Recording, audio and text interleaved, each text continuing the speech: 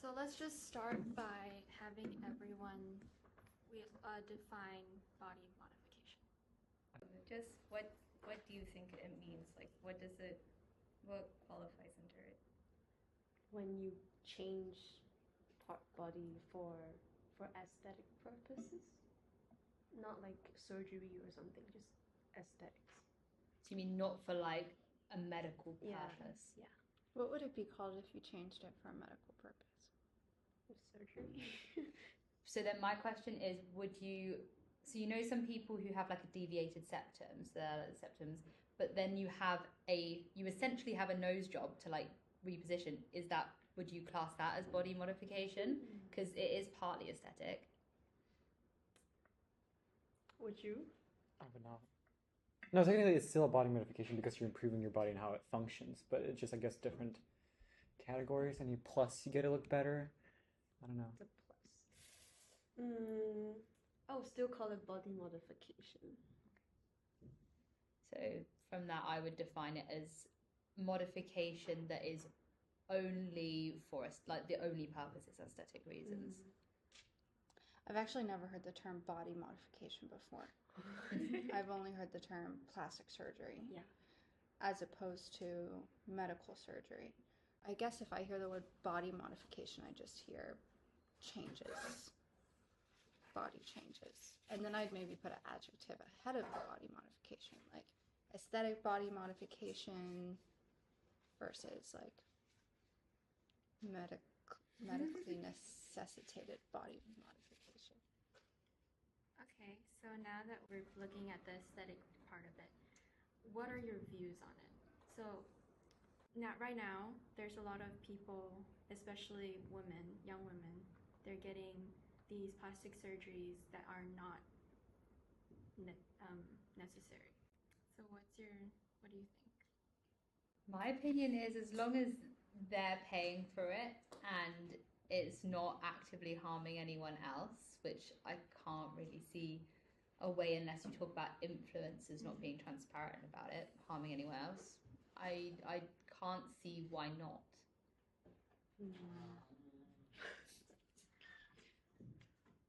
But the more people who get it would kind of like send off the idea that if you get it, you become pretty accepted. I think something we want to look at is like, because we're doing this under the topic of bodily autonomy, so like rights over your own body, who would you say like would be having the right over your body in the case of like aesthetic, like for your own like desire? Like, is it really for yourself, or would you say like it's for someone else? So you mean as in like to conform to beauty standards? Yes. But then that's the world we live in. Like, we don't live in a world where it's possible to separate these two things out. So it's kind of like, can we even consider that? Because no one can have a body modification without saying it's fully for themselves or fully because of the beauty standard, because we don't know a world where there isn't a beauty standard. I would like to bring up an interesting case regarding body modification. There has been a case where a woman got fully changed her face to look like a horse, where she completely changed all of her features on her face to look like a horse. Is that part of societal pressure? Because I think in that case, technically, it'll be for her own desire, because I don't think there's any beauty standard that is like, oh, you should look like a horse. That's true. Did she do it for the pressure of getting attention? Perhaps, but she seemed very Happy? Satisfied. Okay. There's two that I can think of. There's a woman who changed her face to look like a cat, including doing some weird things to the eyes. And then there's a guy in Brazil, I think, who decided that he wanted to look like an alien. Oh, yeah, I saw that one. And his was full body tattoo, including the eyeballs, having implants under the skin of the skull to make it look like horns, and removing, I think it was these 2 or 3 fingers, and his nose, removed his nose, and removed his ears. And then regretted it. Because for some bizarre reason, people didn't want to give him a job. I wonder why. I think the problem is actually starting like way ahead of any plastic surgery being done. I think it's starting like if you think about how you get to the point where you're paying for face changes or body changes, you're probably doing other things ahead of that in terms of like filter or being like extremely careful about the angles in which photos are taken and you know how your photos look. And I think that like this really starts with like how people post and look on social media and in magazines and movies and music videos. Everything is so, well, people don't watch music videos anymore, that's ancient, sorry. Everything is so fixed, and then they want to look in real life to match the image and the filters and the angles on social media. I think that it's just, plastic surgery could be like an extension of that, an extension of wanting to look a certain way, that way. That's getting worse as well because it's getting easier to filter things and to modify things without needing a lot of skill for it. Yeah. So then my question would be like, could we address the insecurity earlier than that? Because I think like the impulse is there at an earlier stage. I think like we always have the impulse to change how we look, because like think of corsets, like we just and then just the hourglass figure. I think body modification is just because of the advancement of technology, we can literally modify our bodies. Because before it was like change my painting, change my photograph, because corset, but you're not like doing anything to your body except for I remember like the makeup was toxic. Yeah. But ignoring that, every type of modification is like temporary. I think it's a problem now because it's not temporary. It can be forever. I would agree with that, and I would also agree that the trends of what is beautiful change maybe every 10 years, right? From like heroin chic, Kate Moss thin, What's to that? a little more. So this is in the 90s. It was to a little more. Yeah. When I was growing up, you needed to be like ultra thin to be like considered attractive. And then maybe in like the 2010s, it was a little more Kim Kardashian, like muscles, curve. Mm-hmm. And then now it's going back to thin again. And I think, you know, like we've had very different trends through time of like what is attractive. But the issue is when you put stuff in your face or in your body, it doesn't go away. As much as people say the filler dissolves, it migrates down. Yeah, I always have this like intrusive thought, like you know, like boob transplant. Like, what if you die, and then there's just 2 clumps of plastic on your decomposed bodies, and I just like, what if like people in the future discover like, Yes. Silicon, yeah, on top of the corpse. like I never stopped like thinking about this. It's like just 2 globs of plastic, like up here or down there. Most of the girls I went to high school got boob jobs their senior year.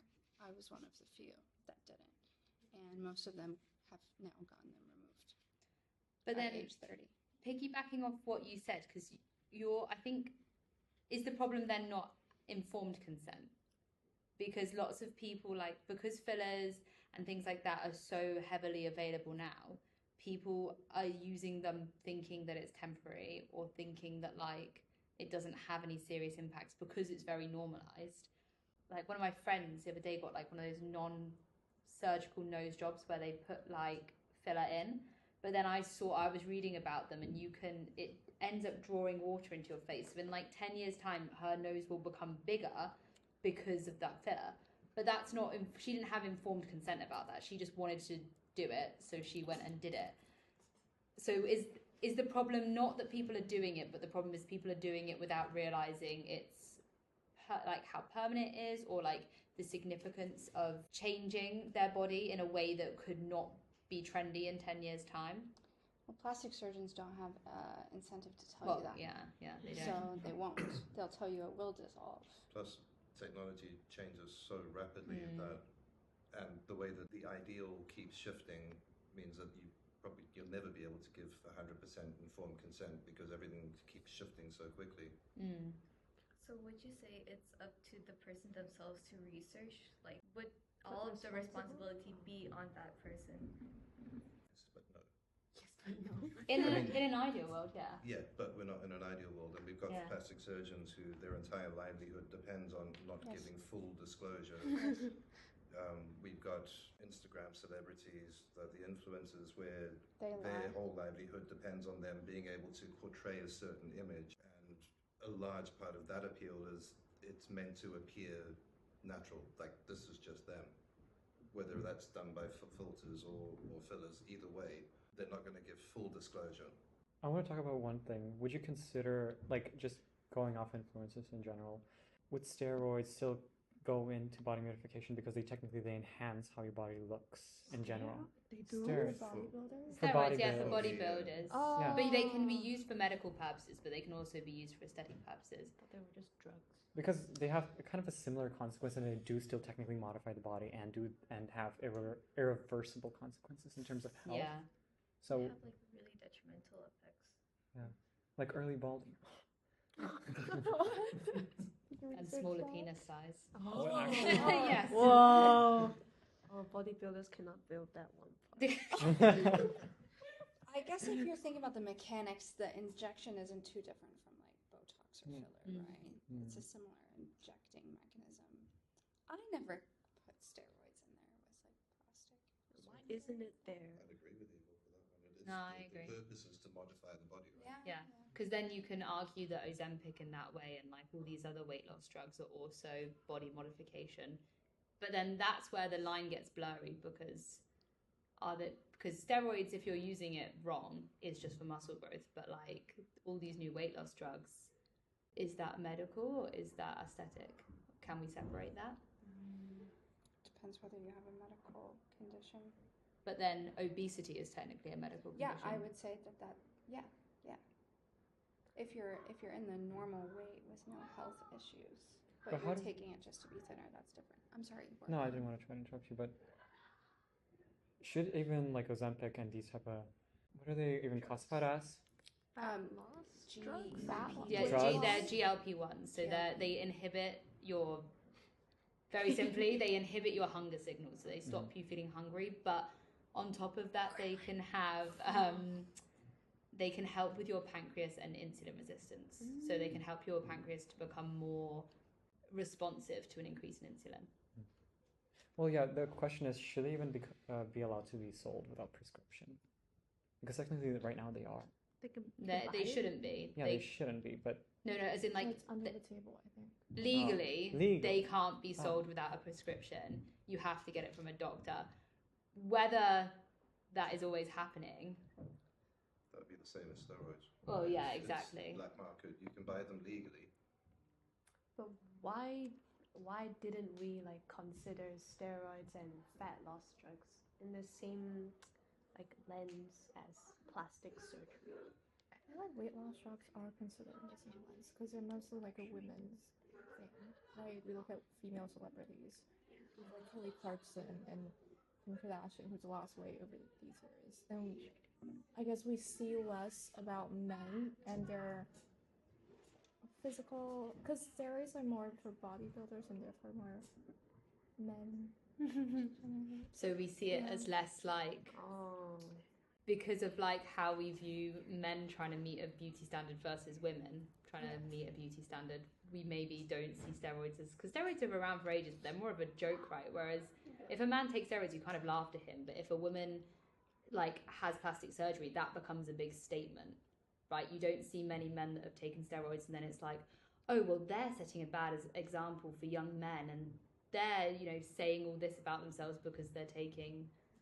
I think that depends very Steroids. much on the social circles. Yeah, Yes. kind of, but I think in general, like if you saw in the news that a male celebrity was taking steroids, you'd probably laugh at him rather than all these things. But if Kim Kardashian is having plastic surgery, that automatically becomes like, well, that's really bad for young women. And like I feel like I hear less of men criticizing other men for doing this or women criticizing men for body modifications it becomes a women's issue, but it's not. But women are criticised heavily on it. Maybe I'm just weird then, because if I see any actor who's been cast in, say, a Marvel film, in my head I'm going, okay, 6 months of steroid use and heavy gym. That's because they're supposed to look a certain way, right? There is no way on earth they can do that naturally, that quickly. Impossible. I think maybe you think about it more deeply. I think. But you also like men getting implants. I saw a very weird YouTube documentary, I guess, of a guy who wanted to look like a Ken doll. I saw And this. he wanted like that seriously sculpted body. Did not like the idea of going to gym, so he just had all of it like molded silicone things implanted, so that it looks like he's got huge shoulders and muscles and pecs and the rest of it. But that's a super extreme version. I think if we saw extremes on either side, I'm talking like if like a woman came out and said that she was like taking a weight loss drug, it's more, I feel like it's just more heavily criticized, especially in media and like online.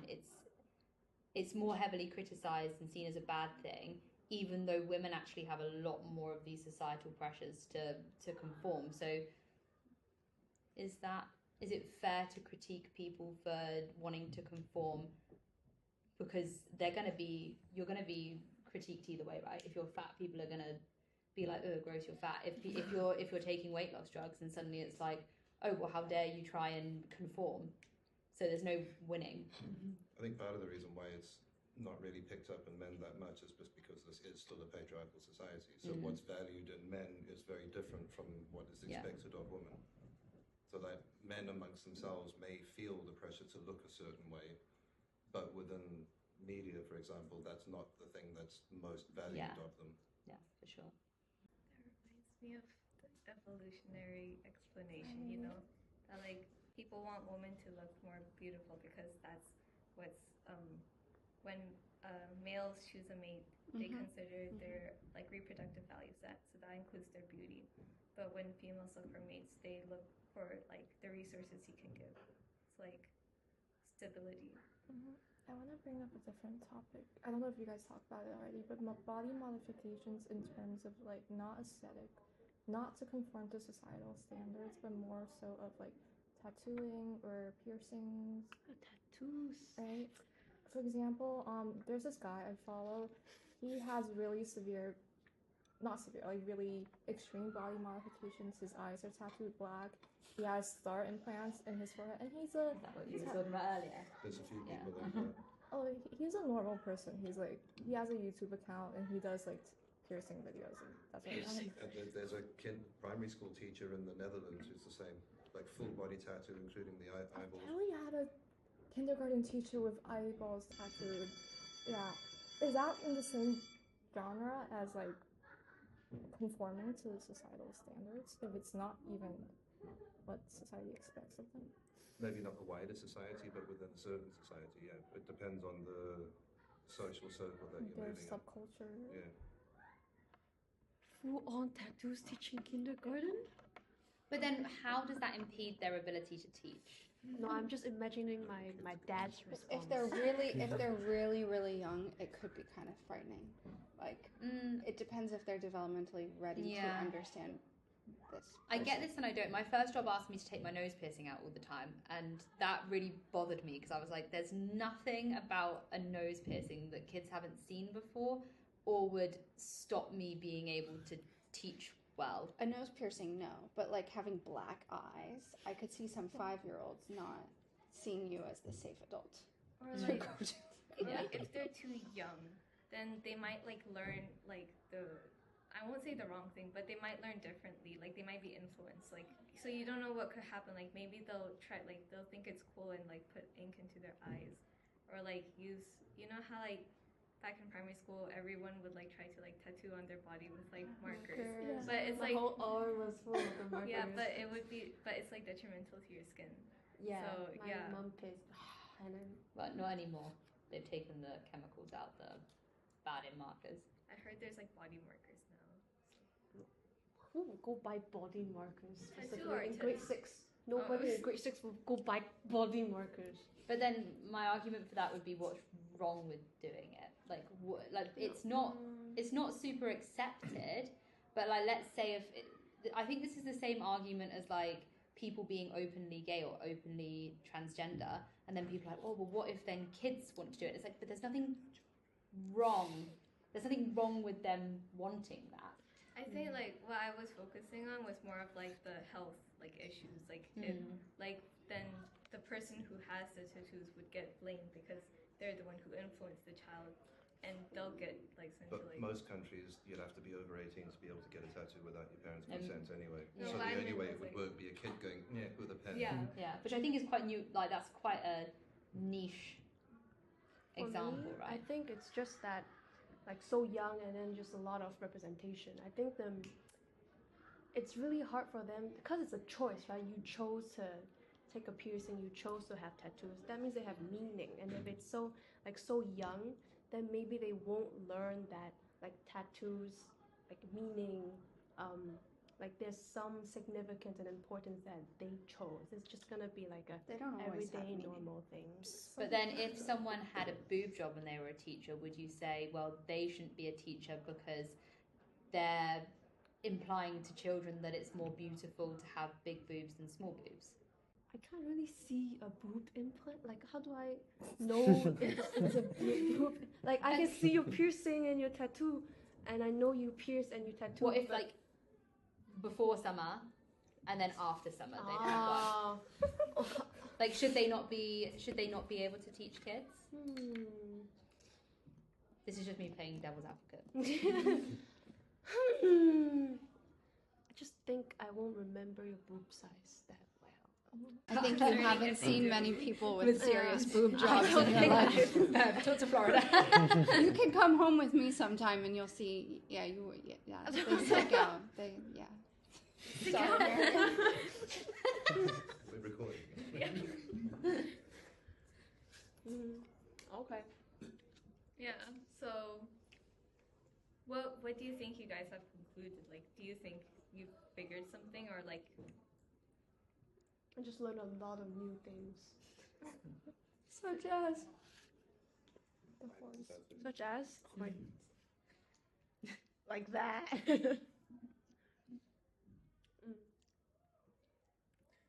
I have learned, I didn't really understand what I learned, but I understood that body modifications are just, More complex. no, not more complex. They're just they're a hotter topic just because they're more permanent now. That's my biggest takeaway.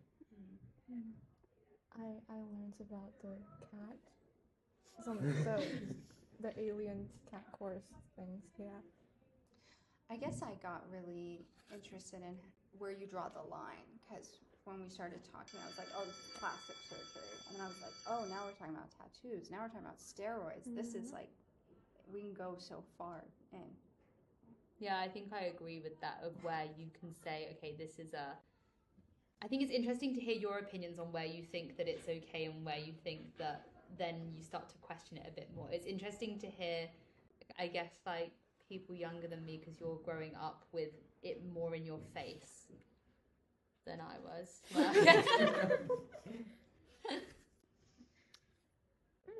Thank you. That was a really nice discussion. So, thank you to the students. Thank you for the teachers. Thank you. Thanks.